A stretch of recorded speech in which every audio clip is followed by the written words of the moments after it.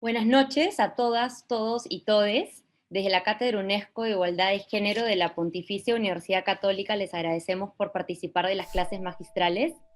Good evening, everyone, and thank you very much for joining us today for the UNESCO Book Lectures on Gender Equality, and a special thanks to you, Professor Alcoff, for being here with us tonight.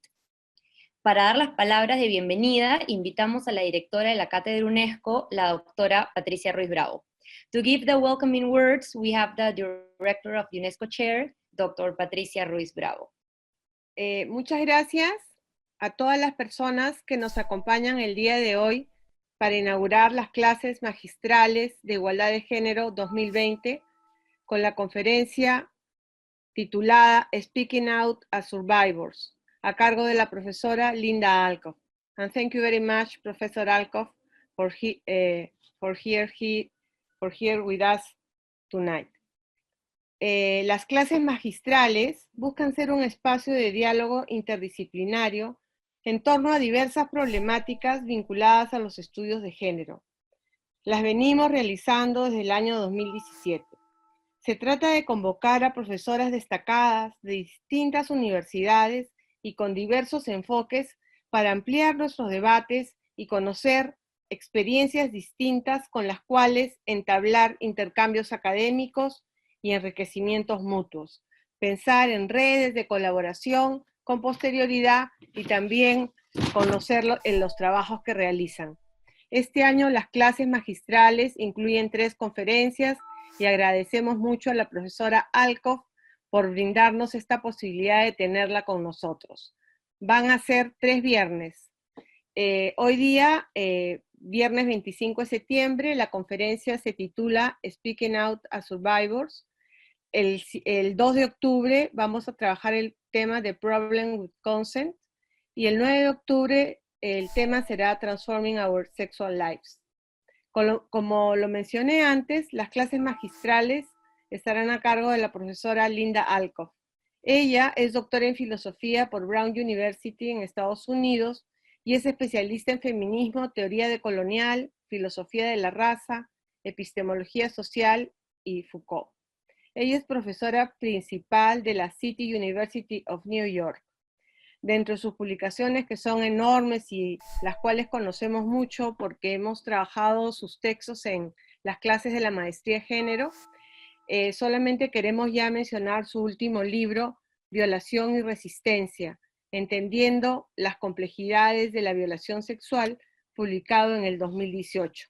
Y los artículos El inconsciente colonial de la teoría crítica y filosofía y práctica filosófica. El eurocentrismo como epistemología de la ignorancia. Un título muy sugerente para nosotros. Muchas gracias por estar con nosotros esta noche. Y antes de dar inicio a la conferencia, le voy a dar la palabra a Aranza para que explique la dinámica de la conferencia. Muchas gracias. Muchas gracias, Patricia, por dar la bienvenida. Y sí, antes de iniciar la conferencia, lo que les voy a señalar es que la profesora va a dar su ponencia de unos 45, 50 minutos, y luego vamos a pasar a la sección de preguntas y respuestas. Para eso pueden escribir en el chat sus preguntas y nosotros se las haremos llegar. Pueden hacerlo en inglés o en español y las podemos ayudar a traducirlas. So before we start, I want to point out the dynamics for the question and answering section. Once Professor Alcoff finishes her lecture, you can write your questions in the chat and we will read them to her. The idea is that you can do it in English, but if you need help with translation, you can also do it in Spanish and we will help with it. So without further ado, I give you Professor Alcoff. Thank you very much.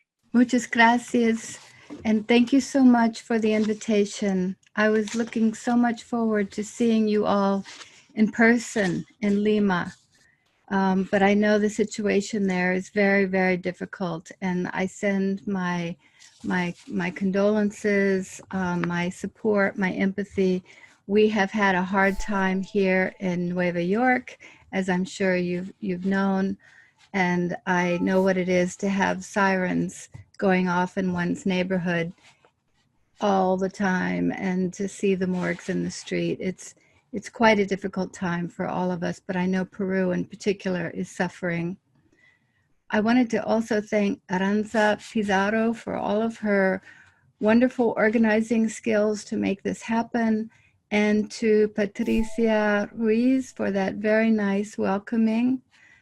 Lo siento, pero mi español es muy feo, so it's much better for me to speak in English. I want to start with a small story. The memories are crystal clear decades later. I remember the shirt I wore, the time of day, the look on his face. He reached out and pressed his finger on my breast. Like most young women of the 1970s, I didn't wear a bra. I didn't much need it anyway. I was 20 years old, he was 42. He was married with children, and he was my boss, and he was pressing on my nipple in the middle of our workspace.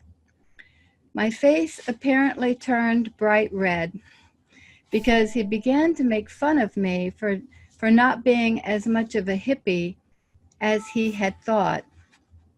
In truth, I was very embarrassed by his presumption, and I was doubly dismayed because I had looked up to him. We were a two-person operation running a mass spectrometry lab for a nuclear research institute.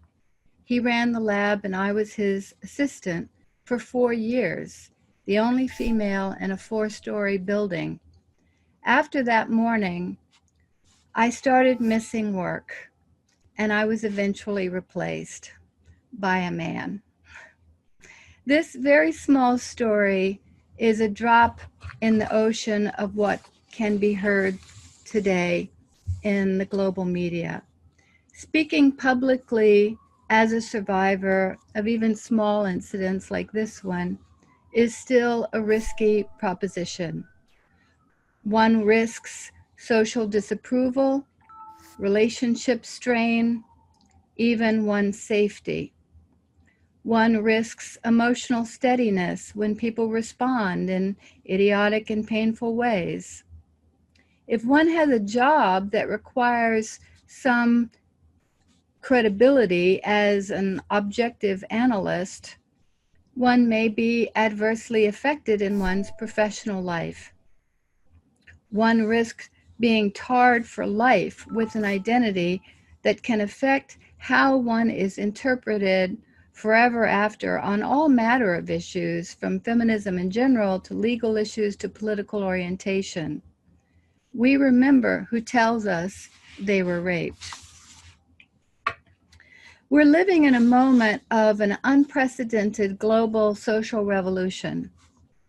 Victims have forced the issue into the public domain, achieving an unparalleled visibility.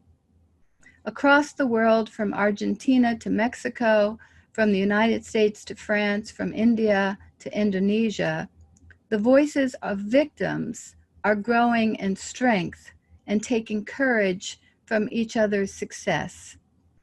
Their words have brought down powerful men and put revered institutions, religious, military, media, government, entertainment, on the defensive. I will argue here that the fact that there is a global movement of resistance to sexual violence and sexual harassment is primarily because survivors have spoken up publicly around the world, facing in both the global North and the global South serious recriminations, loss of relationships, loss of jobs, and violence. But their words and the details of their stories have instigated this movement. It has focused media attention, and it's elicited a larger realm of empathy and solidarity and commitment. Survivors and their allies have carved out a public arena for breaking the taboo of silence around these very personal experiences and intimate crimes. The new public visibility of sexual violation has unquestionably affected some positive social change. And, you know, it's for those of us as old as myself and Patricia who can remember when it was really a taboo to speak about this, even among your intimate friends. It is very significant that the period when sexual violation was never mentioned, never made public. Sometimes it would be a part of a comedy, right? But it was never taken seriously. And it was even rarely addressed in courtrooms, except under very specified conditions. That period is coming to an end. The invisibility is receding. But it's also the case that a wave of reports can produce fatalism as easily as it can produce determination. And outrage can be channeled toward criticizing women's choices, the sexism of other people's cultures besides one's own, as easily as it can lead to criticism of one's own society. So the overarching question I want to address here is how, over these 3 evenings, how can we take advantage of this new visibility and these global echoes to push the envelope further?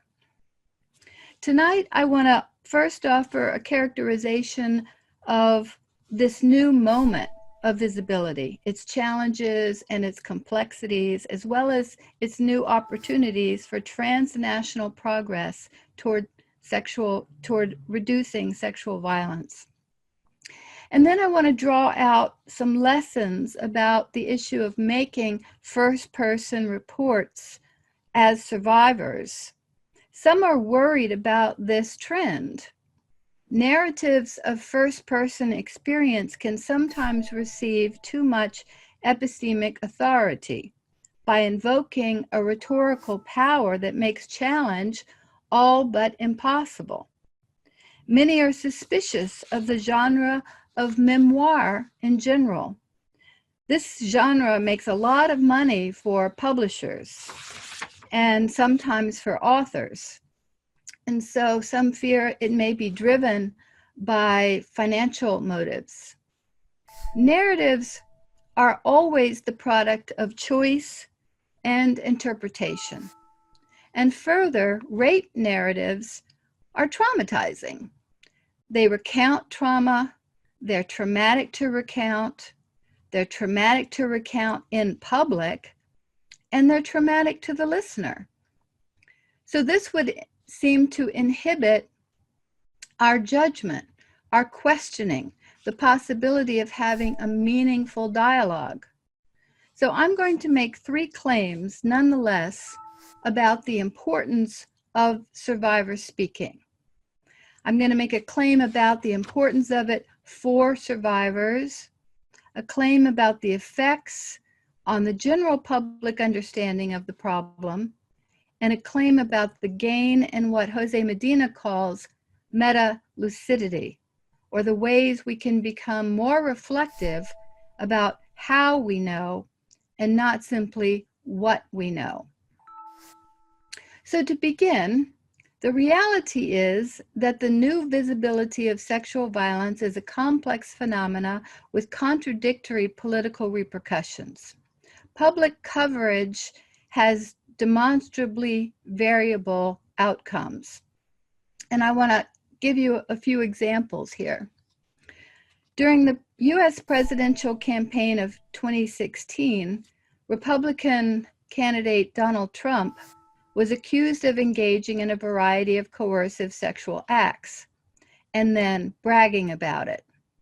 His response to these charges combined denial with pointed claims that some of his accusers were not attractive enough to merit his sexual attention. The mainstream media allowed an incessant repetition of Trump's rants, as well as an extended debate over whether these charges were relevant to his campaign, even if proven true.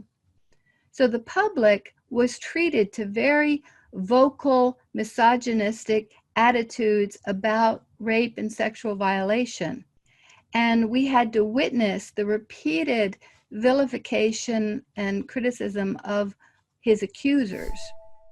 This undoubtedly spread some fatalism, not to mention inciting widespread bouts of post-traumatic stress syndrome. There was also, however, some spirited resistance, with prominent women coming forward as survivors, and some of the media allowed a helpful discussion of rape culture. That's one example. We also find at the same time a rather old-fashioned, lurid sensationalism in the coverage of rape and sexual violence from Mexico to Delhi to New York. Just to give you a New York example, a prominent New York newspaper, the New York Post, not too long ago, ran huge typeface covering its front page that read, "Sex Slaves," next to the pictures of 3 young women who had just escaped from a decade-long ordeal of kidnapping, brutal beatings, and rape in Ohio. And so the articles that were attached to this story included the women's full names, their ages, their family information. It gave details about the assaults and the abuse they suffered, and there were lots of pictures. The women themselves do not speak in the articles, but they are, of course, spoken about. So this old school sensationalism in which victims are silenced still occurs in the metropolitan centers of the global north, as well as elsewhere. Some feminists have also made use of social media as a way to create a kind of underground communication network that can avoid media control. It's the Me Too movement, but it's not just the Me Too movement. There was a case of rape a few years ago that began to garner a lot of publicity in a very small town in the Midwest United States after a feminist, Alexandria Goddard, began to use social media to sort of alert the town that there was a rapist afoot. Local football players had posted photos and videos of a naked 16-year-old girl who was passed out from alcohol, and she was being carried around and sexually abused. Their use, the football players' use of social media to brag about this, added to the humiliation of the victim and even instigated a kind of community stoning in which she got a lot of criticism and hatred expressed toward her by other town residents that blamed her. Similar cases of online humiliation and communal victim blaming has become a transnational phenomenon, and it's led to many suicides.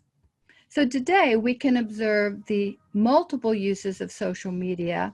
It's a means to brag, to humiliate, and to bully, but it's also an avenue for resistance, education, and social activism. And it's especially interesting to me because it can be used in a guerrilla way to go around the mainstream media's attempt to interpret and spin a story and decide how they're going to present it. Social media gives survivors, gives activists, gives victims, gives us the power to spin the story, but it is not foolproof. Another example I want to give you is from the Arab Spring, the first emergence of the Arab Spring, when Egyptian political activists, you may recall, who were sexually assaulted in Tahrir Square, began to speak publicly about their experiences. Nora Solomon and others gave first-person reports about their assaults to the press. And they also reported on the coordinated way in which their assailants were operating in the square while the police looked on without intervening. Some hailed the women who spoke out as heroines, but they also got a lot of harsh public criticism and threats, including from one of the local human rights commissions, the Islamist Shura Council, who blamed the women for their assaults. Nonetheless, the victims continued to insist on their rights to public space and political participation. To dramatize this idea, women staged a rally in the square to condemn sexual violence under the banner. It said, "A woman in the square is a revolution." Male allies began to form counter-vigilante groups to seek out and rough up assailants and make their identities public. And of course, this the last point I'd make in terms of an example is the ongoing selectivity of the visibility of rape and sexual harassment, with a majority of cases still obscured from coverage because the race, class, sexuality, religion of the victims is nothing that the media wants to cover, or because they have a relationship to their attackers, and that kind of story doesn't get picked up by the media either. One of the most widely covered cases in a generation in New York remains the 1989 brutal rape of a white upper middle class woman in Central Park, New York City. During the same week that this one woman was raped, 28 other first-degree rapes or attempted rapes were reported in New York, nearly all involving Black and Latina victims. It's the identity of both the victim and the perpetrator is used to curate media coverage. And the predictable effect of this is a skewed system of justice in which too many innocent men go to jail, such as the Central Park Five, while actual perpetrators escape. So while I'm, on the one hand, praising the new era of public visibility, I don't think we should downplay the complexity of this new phenomena, this continuation of sensationalizing what's called the second rape of public humiliation and harassment directed at victims, and a highly selective outrage dependent on social identity. But there is also a new form of intentional and public declarations of victimization and the determination to resist. In some cases, victims speak for themselves. In others, they're spoken about, or they're spoken for or about from a variety of political motivations. It's clear that in this era of global media, each new public case reverberates with the echoes of other recent cases as victims and their advocates, as well as their enemies, take note of the ways in which the issue of rape is being taken up globally, from Pakistan to India to Egypt to Congo to Guatemala to Mexico to England to France to the United States. There have also been powerful echoes between institutions like the Catholic Church and the US military and the British Broadcasting Company, some of the top universities of higher education in the United States, to the Boy Scouts, to some of the Hasidic Jewish communities in Brooklyn, New York. Victims inside these institutions have taken courage and ideas from others who are facing similar silencing by closed-door, self-protecting organizations. But what I want to suggest here is that we're not simply witnessing the emergence of a hidden discourse that's now coming into the light of day. Rather, what we're witnessing is a fight, a contestation over the epistemic terms and the discursive terms in which sexual violation can come into the larger public domain.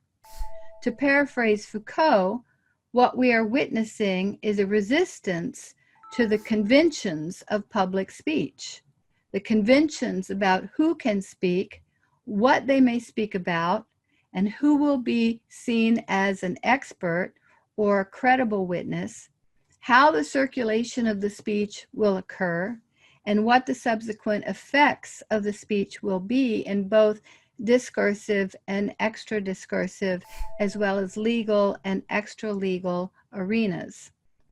Victims are speaking out and gaining, in some cases, a public platform. But this speech is often packaged, interpreted, and highly circumscribed. When victims speak out publicly, they put themselves at risk to be discredited, blamed, threatened, and physically harmed. And this, too, is echoed globally, providing rape cultures with new ideas about how to stifle the rebelliousness of victims. But what I'm suggesting here is that the aim of anti-rape movements is to alter the landscape of the public culture, of the domain of public speech in the public domain. This means altering the ways in which survivors are heard, interpreted, and judged. So let me turn to the 3 points I want to draw out from this moment of global echoing and global contestation instigated by survivor speech. The first point I want to make is that this is important for survivors themselves. So I'm going to make the use of the philosophy of Hegel, Georg Wilhelm Friedrich Hegel here to make this point. Hegel was an infamous sexist and a racist and a Eurocentric, and one can go on. But there's a reason why Hegel had so much influence on Marx and on many theorists who later made use of Marx. And this is because Hegel's political philosophy is fundamentally opposed to modern liberalism.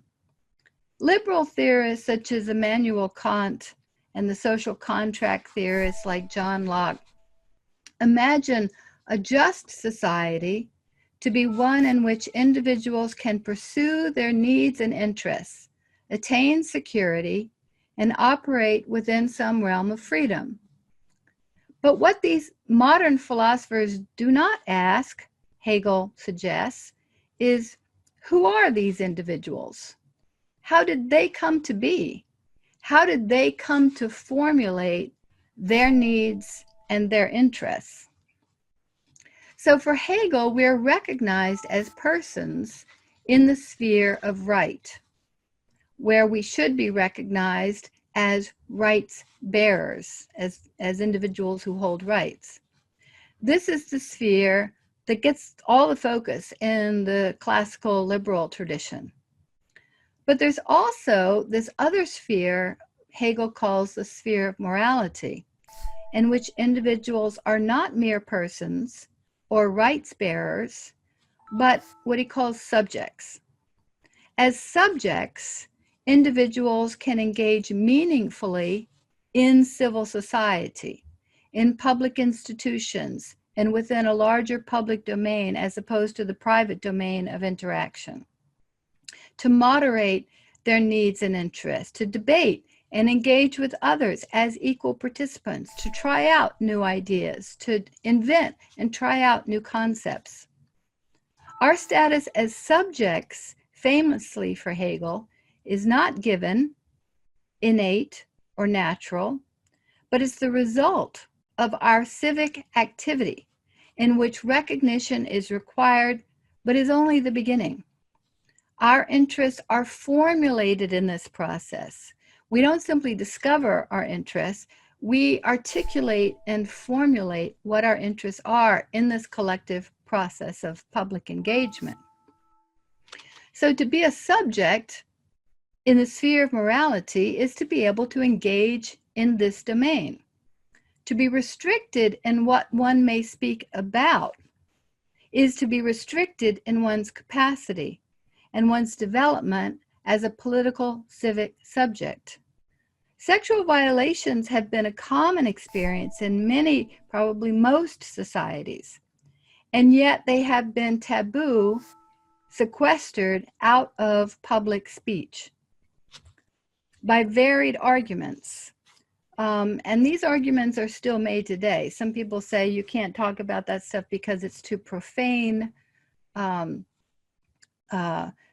say because it's too inflammatory, or because it concerns, as Hegel himself might have argued, the domain of nature rather than culture.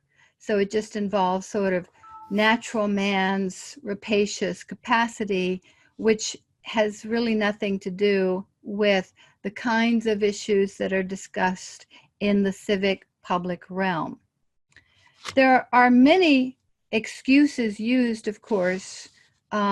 More recently, there's a lot of legal ones that are used quite widely, that the accused have a right not to be defamed, so you can't speak about what happened to you. You can't warn other people to stay away from this person because you are abrogating the rights of the defamed. That's a strong argument.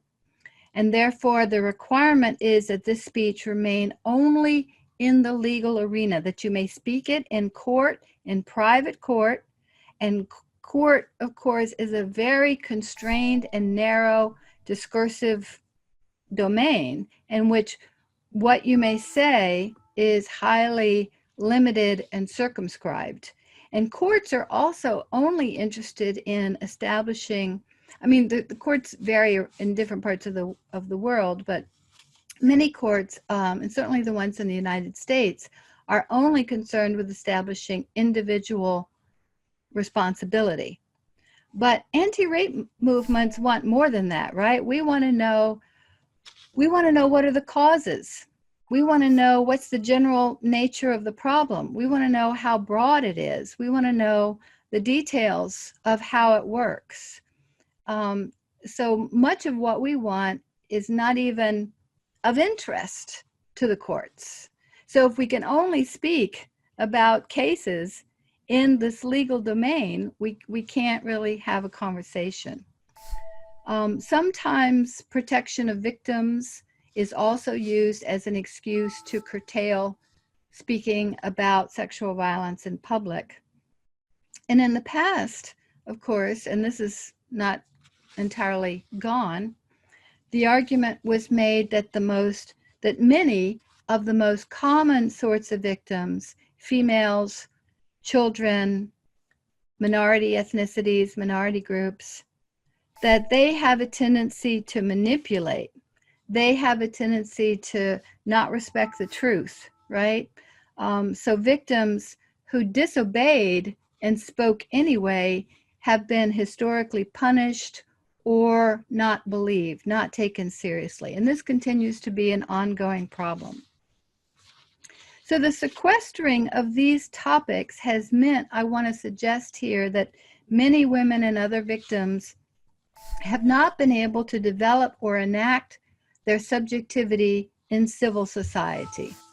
Today, until recently, their speech has been relegated to private domains of religious solace or therapeutic treatment. Go talk to your priest, go talk to your therapist, right? Don't talk about it in the public square. So this helps us to see what is happening today. The fight is really over what are going to be the terms, the new terms of speech in the public domain. The ability to articulate profound experiences in one's life, all of the profound experiences of one's life, in a public domain where one can then engage in collective analysis. And this is a centrally important point I want to emphasize, allows for the development of oneself as a subject in a full sense.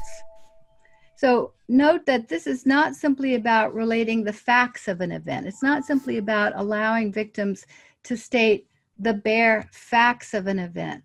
What's really important here is recognizing the role of victims in analyzing and interpreting the facts of an event, naming it, morally judging it, right?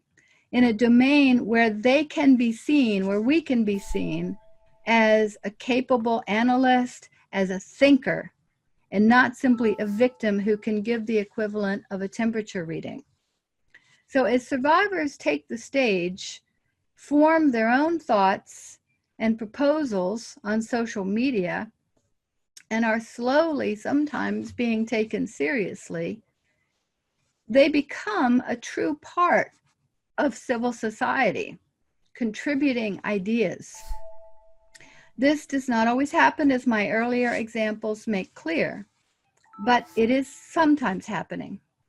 Claiming of the public space in Mexico, Argentina, and Chile, and elsewhere in the Ni Uno Menos, Ni Uno Más movements assert the collective right to interpret and judge, to judge the public institutions, to judge in full visible evidence. Often in many of these public collective performances, one is engaging in a kind of collective judgment of the police, for example, in full visible evidence of one's embodiment as female, as queer, etc. So the individual rights bearer, the individual citizen that Kant describes, becomes particular and visible and embodied, and in this way can become a subject.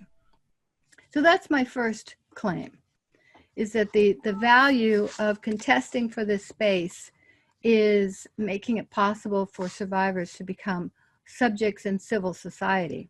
The second claim I want to make is that the survivor speaking is having a positive impact on the public sphere of discourse in general for all, for everybody. Let me make this case with an example.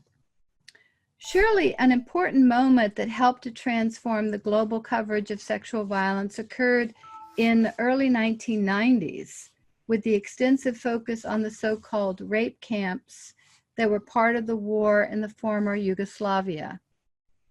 What became clear from the testimony of women who came forward from these camps was that the camps were set up, organized, and maintained by military institutions and political leaders. And this really helped to turn the tide of public discourse for more people, not everybody, but for more people to begin to realize that the idea that rape is just an inevitable feature of war, that it occurs just because you have social anarchy in the moment of war, is not true, right? And there's been a lot of research on this since that time. What riveted a lot of public attention, at least Western public attention, to the Yugoslavia case was the fact that the rapes were organized as part of a strategic military and political campaign. They were key elements of a psychological operation to demoralize and weaken opposing communities and decimate the kinship ties of the next generation. They were not the result of social chaos, but they were part of a calculated campaign to produce a kind of political chaos in the targeted communities. Now, rape camps have been features of many wars, including many parts of Central America, Japan, Democratic Republic of Congo, and there was a systematic licensing of rape by United States forces, which was a well-known aspect of the war in Vietnam. The sexual atrocities that German girls and women experienced at the hands of Soviet troops after World War II has received a lot of attention, but more recent scholarship has shown that there were widespread rapes committed by troops from the United States during World War II, the very troops that are so often honored today as the greatest generation. So if wartime rapes are widespread among a variety of diverse societies, you might think this is just a universalist problem of war, and you may become deterministic about the problem of rape in war. But the analysis advanced in reports such as the United States Institute for Peace actually shows that the opposite is the case. Comparative study indicates that wartime rape is not a universal feature, but widely variable. In they did an extensive study of 48 armed conflicts in Africa, 64%, almost 2/3, were found not to involve any sexual violence. The report summarized the existing data to show that rape is not a ubiquitous feature of ethnic-based struggle, nor is it more common within rebel or insurgent groups than state-sponsored forces, which would follow if you think it's a feature of social anarchy. Rather, the evidence suggests that rape is more common in state-orchestrated conflicts. So existing research counters the idea that rape is a natural byproduct of war or even of militarism, and it suggests instead that sexual violence is usually orchestrated. It occurs widely only under certain kinds of conditions, certain kinds of commanders, certain kinds of commandment structures. Thus, resistance and efforts at reform are not hopeless. Denaturalizing the incidence of rape in war is an important step in making it possible to hold military institutions and commanders responsible and to study the specific conditions in which rape becomes a systematic sanctioned practice. And all of these reports were made possible by survivors coming forward and speaking at great danger and cost to themselves. After the stories of the rape camps in Bosnia were reported, advocates successfully organized around the idea that rape is a specific and actionable war crime and a violation of human rights. Subsequently, in both Yugoslavia and in the aftermath of the civil war in Sierra Leone, international institutions made charges of slavery, and in Sierra Leone, the International Criminal Court accepted charges of sexual slavery, further developing the idea that sexual violence was a war crime. So now we have this language in the United Nations. Now we have this language in the International Criminal Court. This language was made possible by survivors coming forward and speaking, and by researchers not taking a naturalistic or inevitable view of rape, but beginning to really look at under what conditions it happens. So the sphere of our understanding, the sphere of larger publics' understanding of the problem has improved. Nonetheless, by conceptualizing rape as an orchestrated practice rather than the result of individual deviance, rape began to be thought about in the 1990s in its relation to certain institutional contexts and political systems. And that's where we're really making progress. And I think Latin America is actually ahead of the United States in its focus on femicide as an institutional problem, rather than just a problem of the individual pathology of rapists and murderers.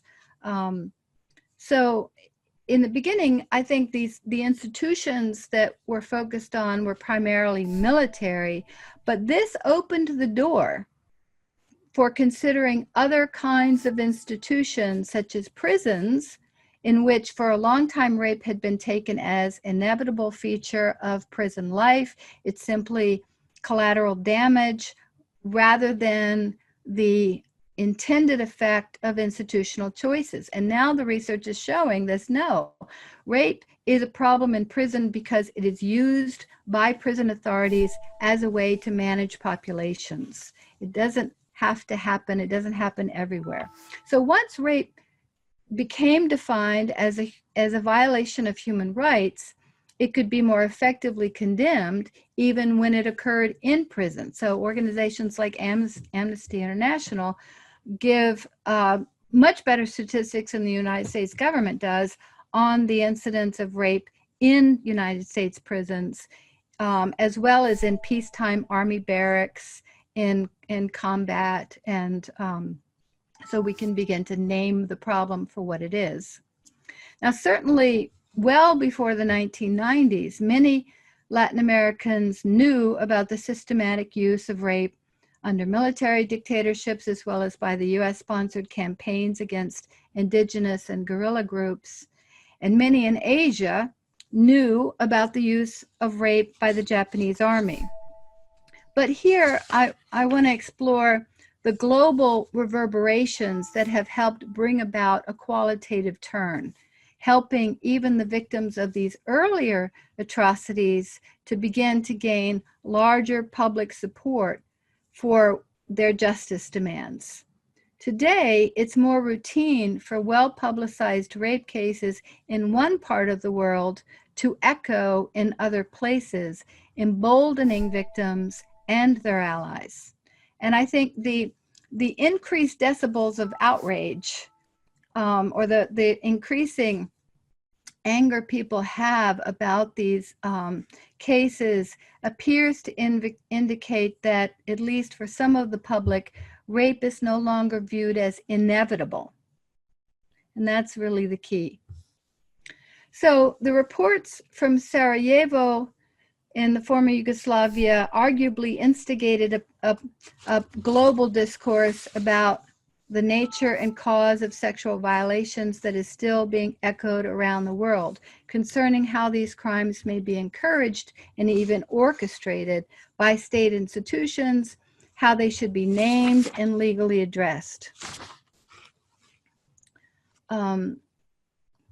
And how this is a global problem and not simply a feature of certain kinds of societies. The growing testimonies of rape victims has also made visible to the public the lasting psychological, physical, and social effects of rape, not only on victims, but also their relationships, their families, their communities. Rape always adversely affects a number of people beyond the victim, him or herself. And this helps to diminish the idea also that some women are strong enough to take it. As we've heard more voices from every kind of person all around the globe, there's been more of a universal understanding that rape trauma is similar to war trauma. It's similar to the trauma people experience from natural disasters.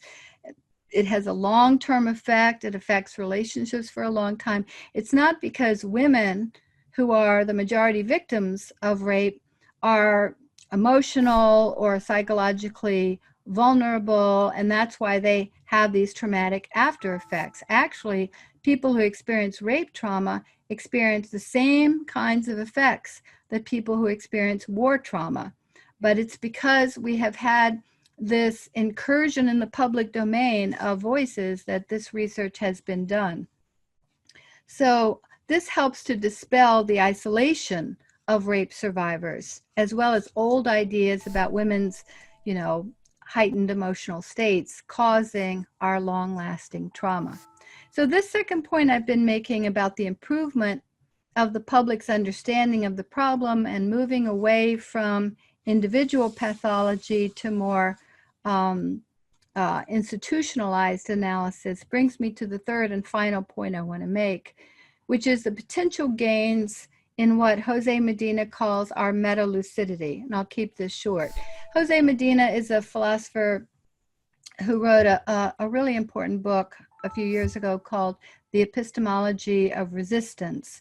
And he develops the concept of meta-lucidity as a way to think about the ways in which we can overcome epistemic injustice or injustice against ourselves as knowers, or in the realm of the ways in which knowledge is identified and circulated in the public domain.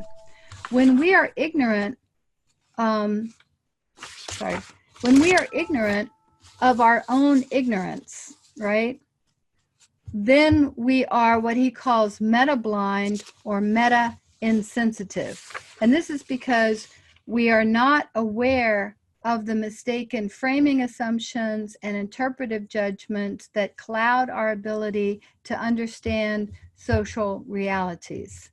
So this is typical of what he says are dominant ways of seeing. Dominant ways of seeing are meta-blind or meta-insensitive on a number of specific kinds of topics, including sexual violence. And dominant ways of seeing are not just practiced by dominant social groups, of course. They're influential across the society, and many oppressed groups can also participate in dominant ways of seeing.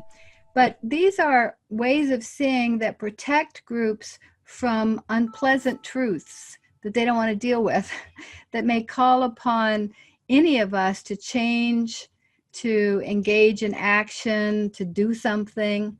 When somebody tells you they have been harmed in this way, there is a kind of moral imperative to listen, to take it seriously, and sometimes to act. People want to avoid that, so they want to avoid the knowledge.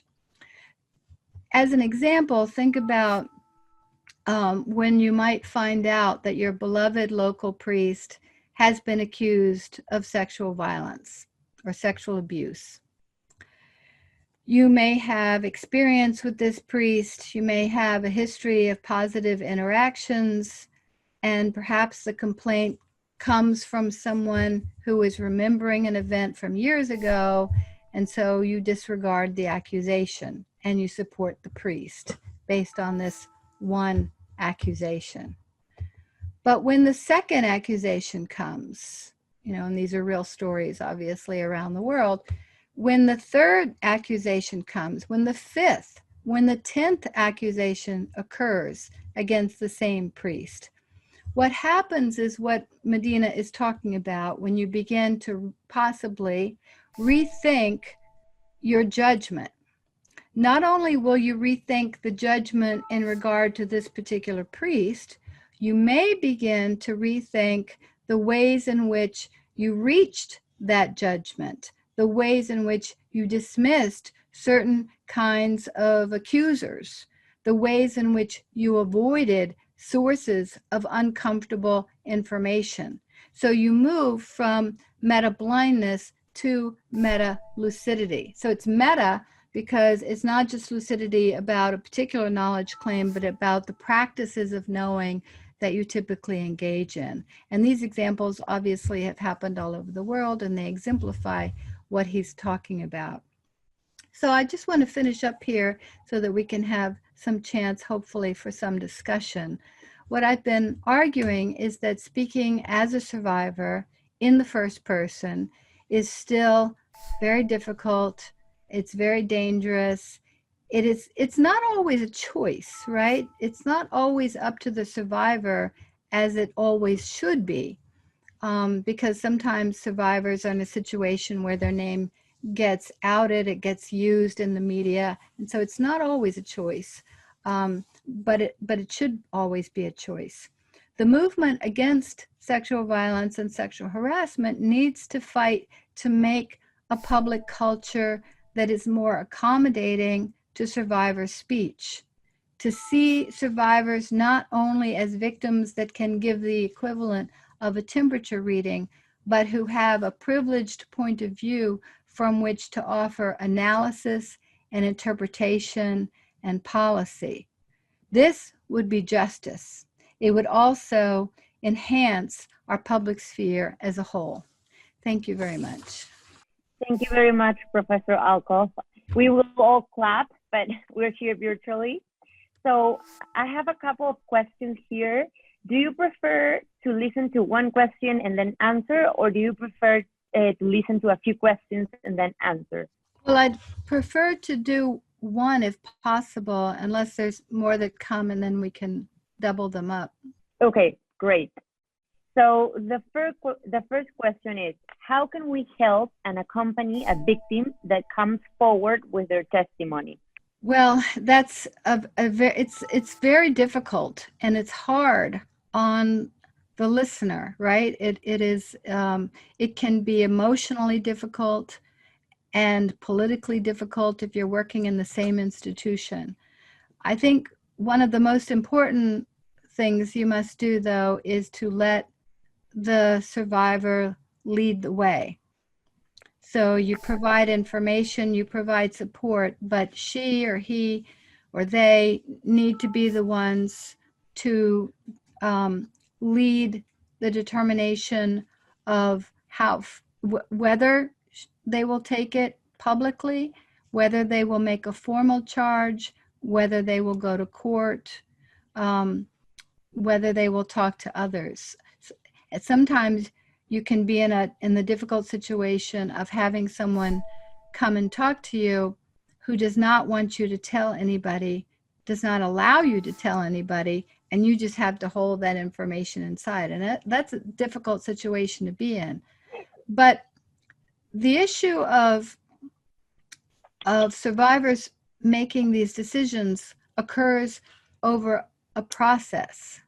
So they may make a decision right after the event and make a different decision in 6 months or a year or 10 years later. One of the things that the movement is doing now is changing the statute of limitations. So the number of years that the courts will be willing to hear an accusation. And as a result, there's just been an avalanche of claims, especially in regard to institutions that have abused children, because children are not going to come forward at 6 years old or 7 years old. They generally don't come forward until they're adults, sometimes when they're full adults, right? Sometimes when they're middle age. So there's a process that survivors go through of taking care of themselves, coming to an understanding of how to name the event. They may not name the event in the way that you think it should be named. They may decide to name the event differently at another time that they name it now. This does not mean that they're lying. This means that it's just like with any other experience in our lives. We reassess, right? I was married before. I had a certain view of my husband. Sometime later, I began to think about it differently, right? We rethink and reinterpret, sometimes more generously, sometimes less generously, all the important events of our lives. And sexual violation can be like that too. Many events of sexual violence are very clear cut, but many of them have some elements of ambiguity. They have some elements that are complex. And so I think the task of the person who is supporting the survivor is to help the survivor have a safe space in which they can think through what happened, how they understand it, and what they want to do about it. And so that can occur over a long period of time or a short period of time. And you really have to let the person who experienced the event lead, because she will know, is she in a safe enough social situation to make a charge? Does she have enough emotional support? Does she have enough relationship support? So they're the ones who can really make that determination. We can give them information, we can give them support, but we can't make that determination. I don't know if that exactly answers what the questioner was after, but I hope it's helpful. Yeah, thank you very much. It is. So we have another question from Glenda. The last one was from Andrea Endo. So Glenda asks, when it's proven that the current system, legal justice, doesn't work, instead it colludes with perpetrators, what other structures can we create in order to resist, to support survivors, or to denounce, to find justice?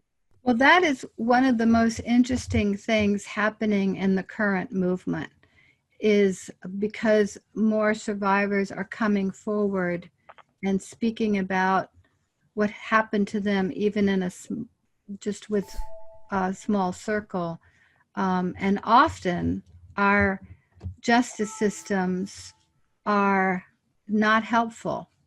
I could give you many stories. So the effort now in a lot of communities is to come up with alternatives, guerrilla alternatives in some cases.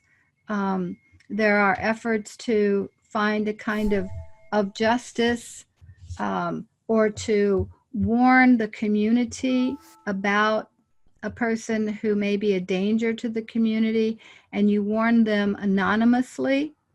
So you put up signs, you've seen this, some anonymous lists of people.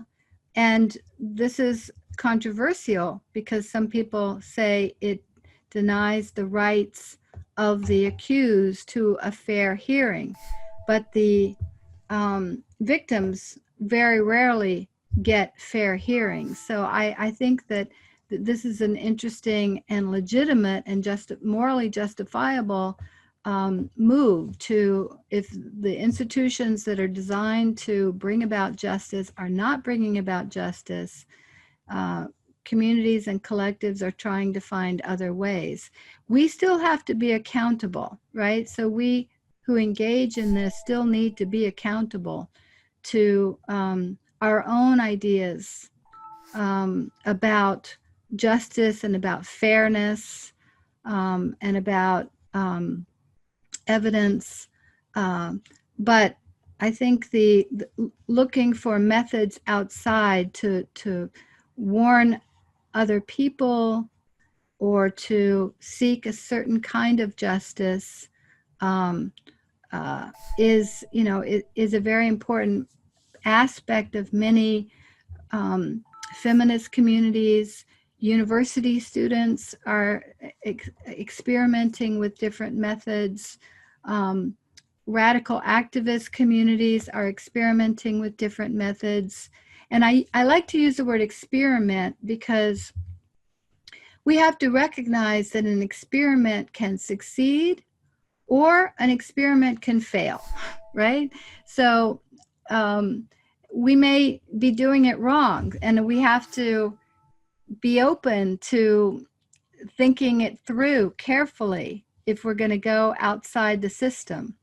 But I think, almost all of us live in societies in which the police are often perpetrators. Most of the people who get raped in prison actually are raped by people who work in the prisons, prison guards.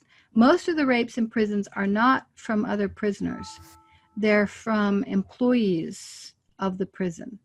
So we have a system in which police, people who work as employees in prisons, all kinds of folks within military institutions are not just excused.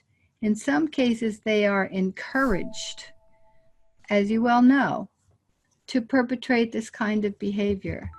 So I think that the idea that all victims should make a report, they should go to the police station, they should go to their human resources person in their university or whatever it is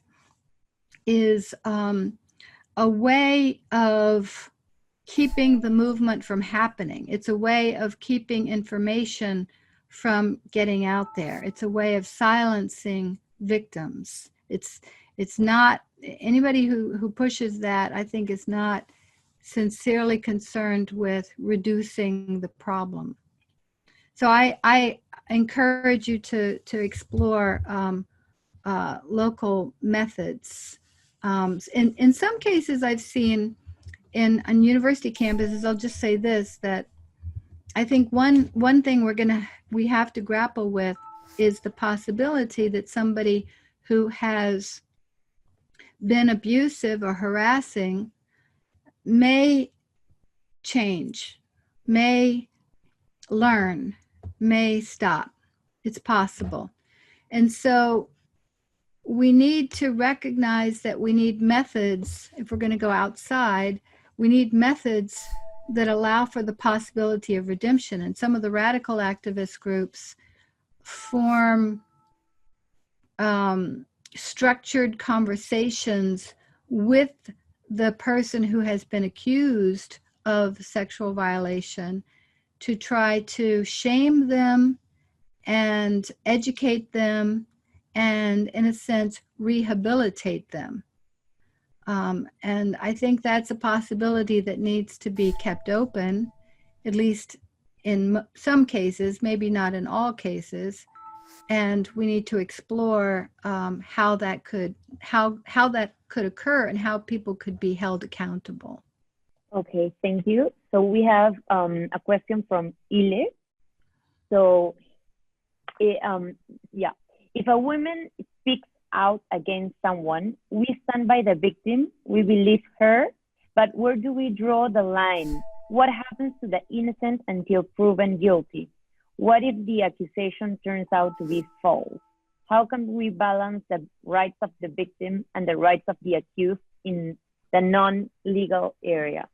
Yeah, that's an important question. There's a slogan in the movement in the United States, I don't know if you have it in Peru, called "Believe All Women." Do you have something like that? Yeah, we have this slogan, and I've marched in many demonstrations with this banner, "Believe All Women," but I don't accept it depending on how we interpret it. If we say we're going to believe all women and believe them fully and completely and take their word as absolute, I think it's a mistake. I think if what we mean by believe all women means take every claim seriously, right? Take every claim seriously enough to demand investigation, to demand a serious engagement with it. That's what we need to do, right? So we need to take seriously accusations and do what we can to pursue them. But there's research on false accusations out there. They're very small. They're about 3%, between 3 and 8% in the United States. But there are some false accusations. Obviously, false accusations hurt the movement more than anything else, more than any individual. But I've seen this in one case of a person that I knew who made a false accusation, and she was a very troubled person. She had difficulties in her life, and she needed help and support and assistance. So a false accusation can be a sign that there are difficulties that need to be addressed and to be thought about. But obviously, that's why I'm suggesting that if we develop methods outside of the court system, that we think about them seriously and responsibly and morally, so that all parties are treated with fairness. The issue, though, is that the standards of innocent until proven guilty, that involves a lot of interpretation over what does that mean in practice, right? What does it mean that the accused person is innocent until proven guilty? You have to look at what proof is taken to be, how proof is defined in a given system. What is taken to be sufficient proof? And oftentimes, if there's just a report or an accusation from one side and a denial from the other side, then it's classified as not proven. And sometimes those cases get put in the statistical category of false accusations. So if someone goes to the police, goes to the courts, makes an accusation, it goes through the court system, and it does not come out as being provable, then sometimes the accuser is charged with making a false accusation, although she may have not have made a false accusation. It's just that the standards of proof are too high, or they're operationalized in such a way that they are not met in a given situation. That doesn't mean that she made a false claim. So you have to look very carefully at what it means to say innocent until proven guilty, at the phrase proven guilty. How is guilt established? One of the things that often happens is that if a person is giving a report about an incident from many years ago, it is taken as not having credibility. But all of the research now, there's a lot of very good research out on this that sometimes the courts are ignoring, is that if you have an experience of sexual assault as a child, you remember it, right?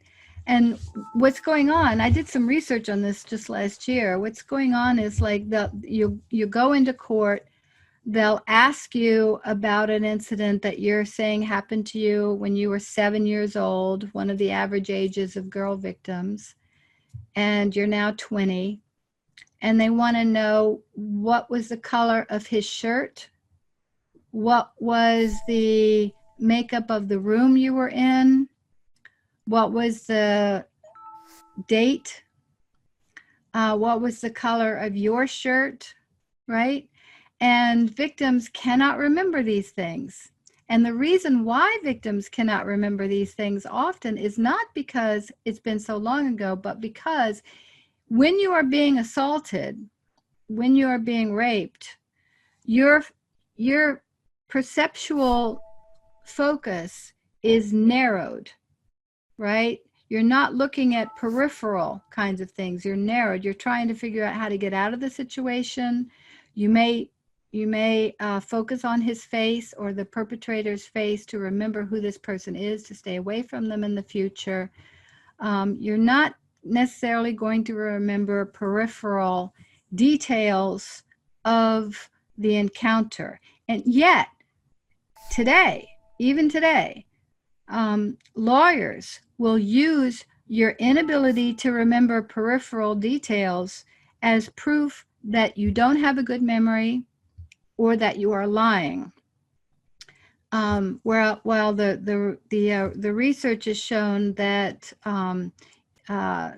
that's not what's going on here. People do remember the incident, and they often remember who did it, because it's a survival mechanism, right? We're trying to survive, and we need to remember who did it in order to avoid that person. But we don't necessarily remember the peripheral aspects. So that's just one example of the complexity behind the idea of innocent until proven guilty. Proven by what standards, by what procedures, by whose interpretation, and you know, and in some cases, of course, there's an ambiguity, and you can't prove something, and that's true. And rape survivors live with ambiguity, so they can't remember clearly, and they can't prove something, and so there is a realm of ambiguity. But the fact that somebody doesn't remember the color of the shirt does not mean that they were not assaulted. Yeah, thank you very much.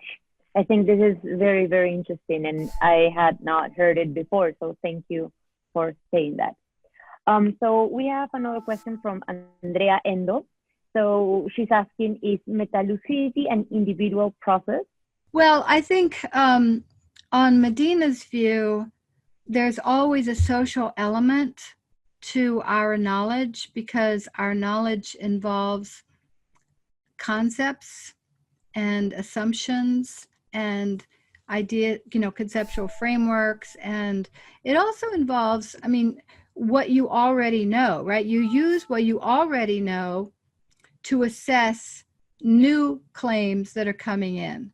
And so what do we already know? We already know what we are able to know given the educational curriculum, given the media that we have available to us, given the communication networks in the domains in which we operate, such that people may never mention this kind of issue or may mention it, right? So what we happen to have already in our knowledge base is very much the product of social conditions in a variety of ways.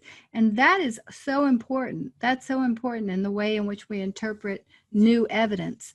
People see something that they just can't believe that a really smart, attractive, rich man, why would he rape, right?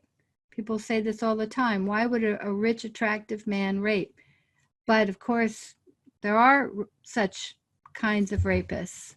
So, so I think there's an absolute social dimension. But on the other hand, I agree with Medina that we don't want to let individuals escape responsibility, right? We still have to take responsibility for being thorough, being reflective, seeking out information.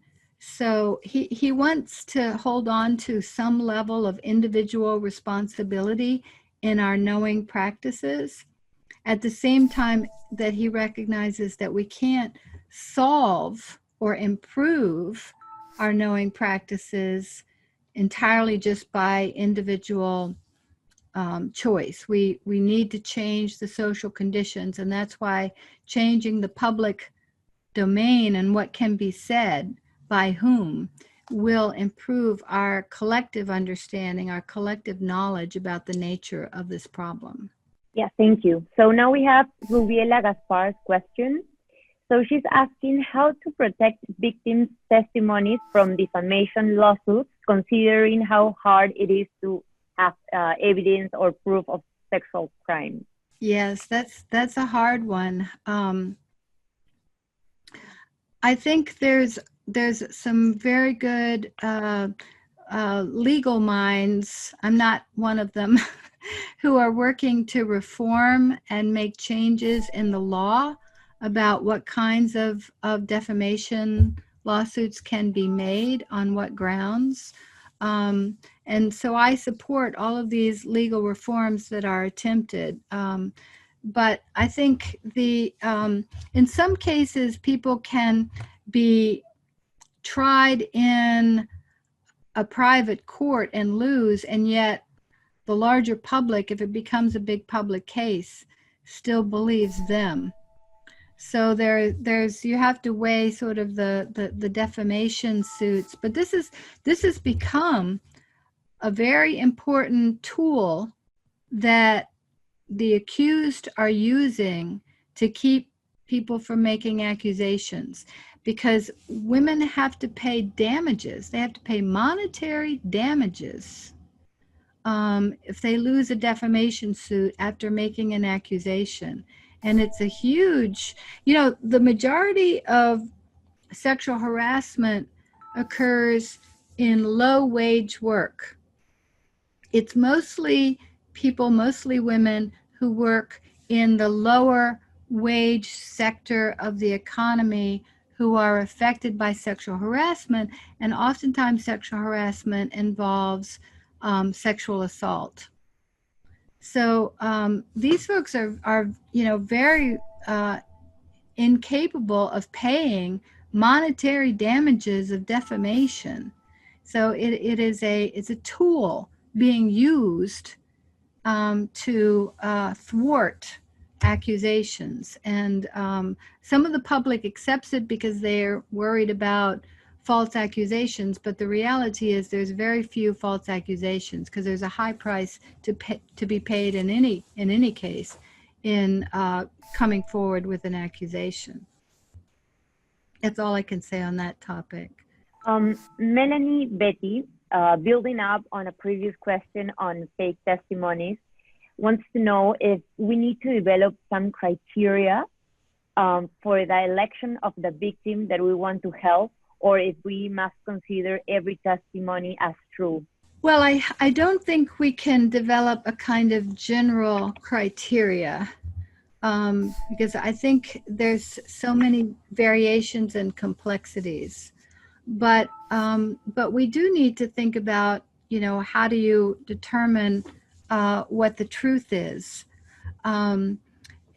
If you look at what many of the legal court systems have done, is they require an eyewitness testimony. That can't be required, right? Because most of these crimes happen in secret, in the dark. Sometimes they require some kind of physical evidence but if a person has a gun or a knife, you're not going to fight back, right? So the criteria, in some ways, what we're doing is we're saying the criteria of the courts are bad, so we're going to develop sensibilities that don't work with the criteria of the courts. But I think in some ways the after effects that people go through has been a way in which people determine it. But I think in most cases, 9 times out of 10, people making accusations are telling the truth.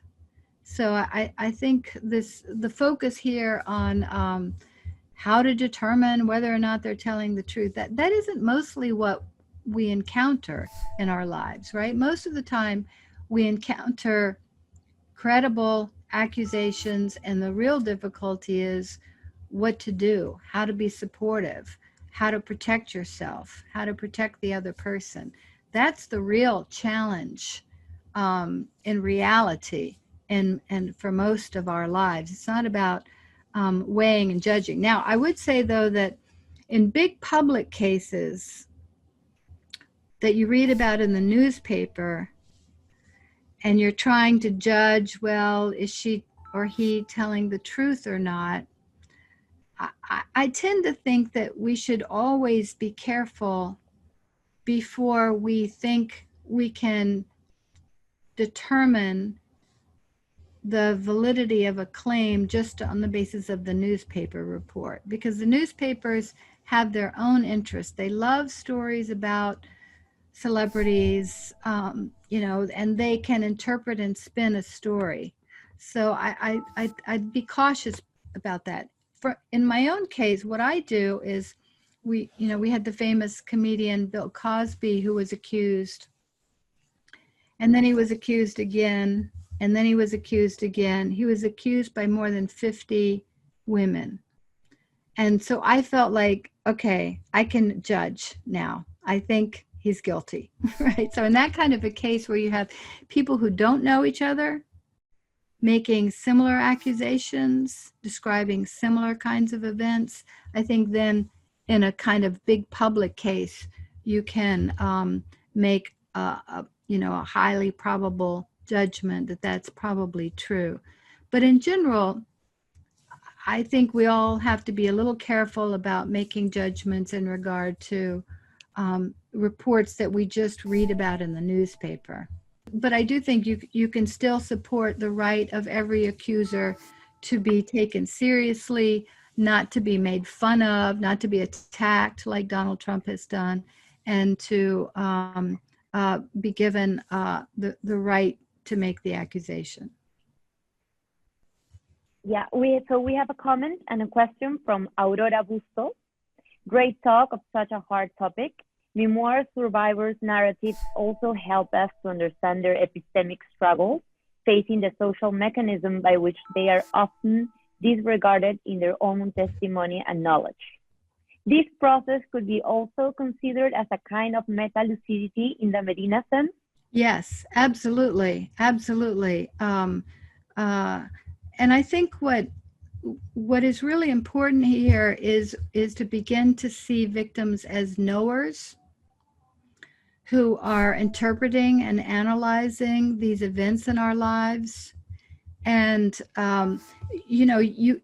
it's not, people are sometimes afraid of saying that rape may be the product of interpretation, because they think we should just say it's just a fact and there's no interpretation.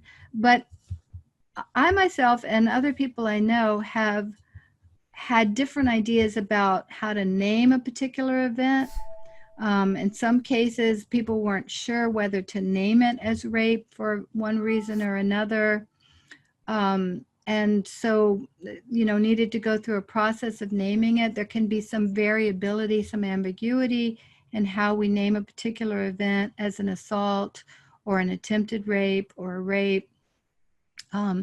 Also, we can change our view of things because many times women believe that we are to blame. Something we did sent out the wrong signals, gave the wrong information. The assailant made a legitimate mistake based on our mistake, right? So we blame ourselves in the beginning and then achieve meta-lucidity about why we thought we were to blame and alter that view sometimes and come to see the fact that we didn't make any mistakes, that we're not to blame. Even if you invited somebody into your apartment, you're not asking for coercive sex, right? You're not necessarily saying, I'm going to have sex with you.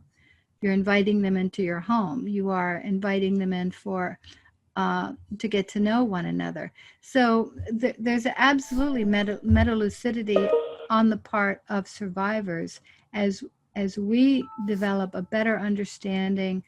And it doesn't mean that we can change from seeing a perfectly wonderful event into seeing it as rape. So the realm of interpretive work that we do on our experiences can't move from that, that extreme a difference, but it can move. It's pretty radical difference from blaming yourself to blaming the person or blaming your whole society, right? Or your institution that let this happen, right? You may not focus on individual responsibility. You may want to put the focus on an institutional responsibility. And that's a big change. It's a big change in how you feel, your emotional state, right? Your mental state, your emotional state. So there's a lot of range of interpretation that survivors also can go through. And the best thing is if we can have a sphere in which we can try out our ideas, and people with someone who will take us seriously and be sympathetic and listen and maybe ask us questions in some cases or suggest something else, but a safe space in which we can develop our understanding and develop our thinking and not be expected to have the exact analysis and the exact names we want to use right after an event. We may not know exactly how to understand what just happened. Yes, thank you very much. So now we have a question from Valeria Linares. In some TV shows, I have seen stories about strong and successful female characters that get sexually assaulted and then decide not to report because they do not want to be defined as a victim. Do you believe that the entertainment industry is telling us that this is ultimately the right choice? Yeah, the entertainment industry, you have to think about, I think the worst thing about Hollywood is that people like Harvey Weinstein, who was the infamous director who was charged with rape by so many women, he was choosing scripts, right? That's the worst part of it. He's choosing which scripts are chosen to be produced. He's choosing how much money a director of a given script will be given to make a good production that a lot of people will want to watch, right? He's calling the shots on the money, on the scripts. And there was, I don't know how many of you know the infamous case of what he did to Salma Hayek. People know about that case. She had worked for years and years, the famous Mexican actress. She'd worked for years and years to get a film made of Frida Kahlo's life. And everybody turned her down in Hollywood. Finally, Harvey Weinstein said he would allow her, he would give her the money to make the film of Frida Kahlo, but she had to change the script so that it included a lesbian sex scene with full nudity that she participated in with another character in the film. And she thought this was ridiculous, but he was the only person who was going to allow her make this film about the great artist Frida Kahlo in Hollywood. So she said yes.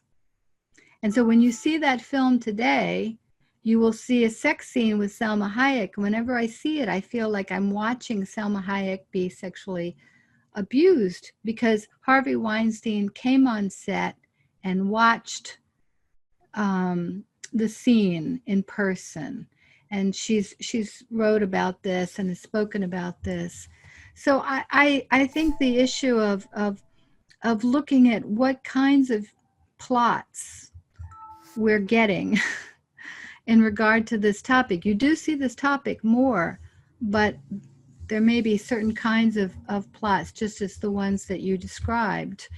And I think that what that plot does is it spreads fatalism, right? Even a rich and powerful woman, even a woman with career success, if she cannot get justice and she just has to swallow it and keep silent and go on about her business and not do anything about getting justice, then what does that say for the rest of us, right? So it's spreading a kind of fatalism, and I think that's very, very unfortunate.